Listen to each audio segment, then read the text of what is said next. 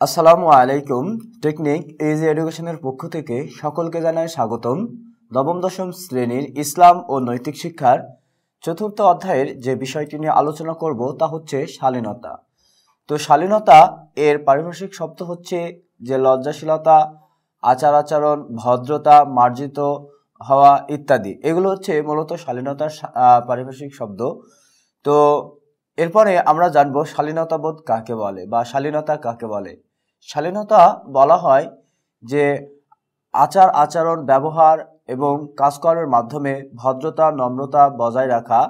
তো এটাকে মূলত শালীনতা বলা হয়। আর এই শালীনতা বলতে আমরা যে বিষয়টি আরো বেশি বুঝতে পারি সেটা হচ্ছে যে আমাদের কাজকর্ম এবং কথাবার্তার মধ্যে যে মার্জিত স্বভাব প্রকাশ পায় সেটাই হচ্ছে শালীনতাবোধ। অর্থাৎ অশ্লীল বা খারাপ কাজের থেকে বা অশালীল ব্যবহার বা অশালীল কথাবার্তা থেকে বিরত থাকা, এটাই হচ্ছে শালীনতাবোধ। তো তাছাড়াও আমরা আরো উল্লেখ করতে পারি যে আমাদের কাজকর্ম, কথাবার্তা, পোশাক পরিচ্ছদ এবং চলাফেরা ইত্যাদি কাজের মধ্যে যদি আমরা যে লজ্জাশীলতা বা মার্জিত অবস্থান, সেইটাই মূলত শালীনতাবোধ। আর গর্ব করা, তারপর দাম্ভিকভাবে চলাফেরা করা, এগুলো কিন্তু সবই অশ্লীলের মধ্যে পড়ে। তো এই শালীনতার গুরুত্ব আছে। তো শালীনতার গুরুত্ব কি? শালীনতার গুরুত্ব হচ্ছে সমাজের মধ্যে যখন কোনো বিশৃঙ্খলার সৃষ্টি হয়, এই ক্ষেত্রে অশ্লীলতায় বেশি দায়ী হয়। কেননা অশ্লীল কাজকর্ম এবং অশ্লীলভাবে পোশাক পরিচ্ছদ পরে যদি মানুষ চলাফেরা করে, সেক্ষেত্রে মানুষের মধ্যেও বিভিন্ন রকমভাবে ফিতনা সৃষ্টি হয়। আর এই ফিতনা বা খারাপ কাজের মাধ্যমেই সমাজের মধ্যে বিশৃঙ্খলার সৃষ্টি হয়। আল্লাহ রাব্বুল আলামিন তিনি যেহেতু নারীদেরকে এবং পুরুষদের উভয়ের ক্ষেত্রেই পর্দার বিষয়ে আলোচনা করেছেন আল্লাহ রাব্বুল আলামিন। তো নারীদের ক্ষেত্রে যে পর্দার ব্যাপারে আল্লাহ তাআলা বলেন, তো আল্লাহ রাব্বুল আলামিন বলেন যে হে নারীগণ, তোমরা জাহিলি যুগের নারীদের মতন নিজেদেরকে প্রকাশ করে বেড়ায় না। অর্থাৎ নিজেদের জাহিলি যুগের নারীরা যেভাবে চলাফেরা করত, তারা বেআব্রুর ভাবে বা বেপর্দায় ভাবে, তোমরা সেভাবে নিজেদেরকে প্রকাশ করো না। সূরা আল আহজাব 33 নম্বর আয়াতে। তো এই কথার মাধ্যমে বোঝা যাচ্ছে যে আল্লাহ রাব্বুল আলামিন মানুষকে বা নারীদেরকে, নারী এবং পুরুষ উভয়কেই মূলত পর্দার ব্যাপারে সতর্ক করেছেন যে নারীরা যদি তারা বাইরে বেরোয় তাহলে তারা যেন পর্দা করে, অর্থাৎ নিজেকে আবৃত করে বাইরে বেরোয়। আর তাছাড়া জাহিলি যুগের নারীদের মতো তারা যেন নিজেদের প্রকাশ করে না, অর্থাৎ তারা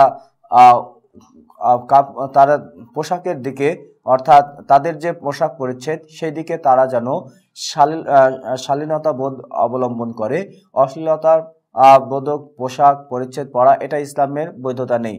তো এছাড়াও আমরা আরো অনেক বিষয় উল্লেখ করতে পারি। সেটা হচ্ছে যে এই শালীনতা সম্পর্কে রাসূলুল্লাহ সাল্লাল্লাহু আলাইহি সাল্লাম তিনি কি বলেন? রাসূলুল্লাহ সাল্লাল্লাহু আলাইহি সাল্লাম বলেন যে শালীনতার পুরোটাই বা লজ্জাশীলতার পুরোটাই হচ্ছে ঈমান। তো এছাড়াও আমরা আরেকটা জানি, রাসূলুল্লাহ সাল্লাল্লাহু আলাইহি সাল্লাম বলেন যে আশুবাতু মিনাল ঈমান, অর্থাৎ লজ্জাশীলতা হচ্ছে ঈমানের অঙ্গ। তাহলে এই বিষয় থেকে আমরা বুঝতে পারি যে কেউ যদি লজ্জাশীল করে বা লজ্জাশীল হয় তাহলে সে কিন্তু একজন ঈমানদার হবে। কেননা মানুষের কথাবার্তা, আচার আচরণ সবকিছু কিন্তু নির্ভর করে তার লজ্জাশীলতার উপরে। অনেক ক্ষেত্রে মানুষ যদি যে কোনো কাজ, অর্থাৎ মানুষ যে কোনো অন্যায় কাজ করতে গেলে সে যদি সেটার প্রতি লজ্জাশীলতা বোধ করে তাহলে কিন্তু সেই কাজ করতে পারবে না। এই জন্য লজ্জাশীলতাও কিন্তু ঈমানের একটি অঙ্গ। নাসাই হাদিস থেকে এই কথাটি উল্লেখ করা হয়েছে।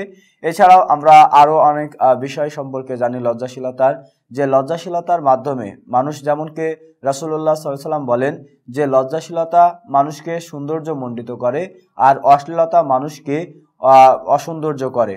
তাহলে এই যে একটি হাদিস, কেউ যদি শালীনতাবোধ অবলম্বন করে বা শালীনতা অবলম্বন করলে সে সৌন্দর্য মণ্ডিত হবে, এবং কেউ যদি অশ্লীল আচরণ করে তাহলে তাকে অসুন্দর করবে বা খারাপ ভাবে উপস্থাপন করবে।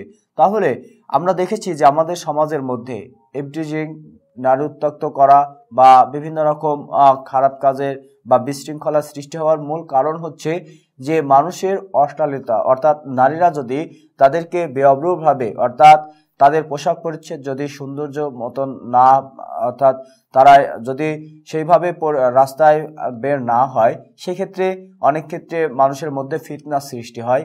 তো এই ফিতনার মাধ্যমেই সমাজের মধ্যে একটা বিশৃঙ্খলার সৃষ্টি হয়। তো এর থেকে আমরা বুঝতে পারি যে শালীনতা বোধ বা শালীনতার গুরুত্ব অনেক বেশি। তো এই ছিল শালীনতা সম্পর্কে এই পাঠের বা এই আলোচনার সংক্ষিপ্ত আলোচনা। আসসালামু আলাইকুম ওয়া রাহমাতুল্লাহ।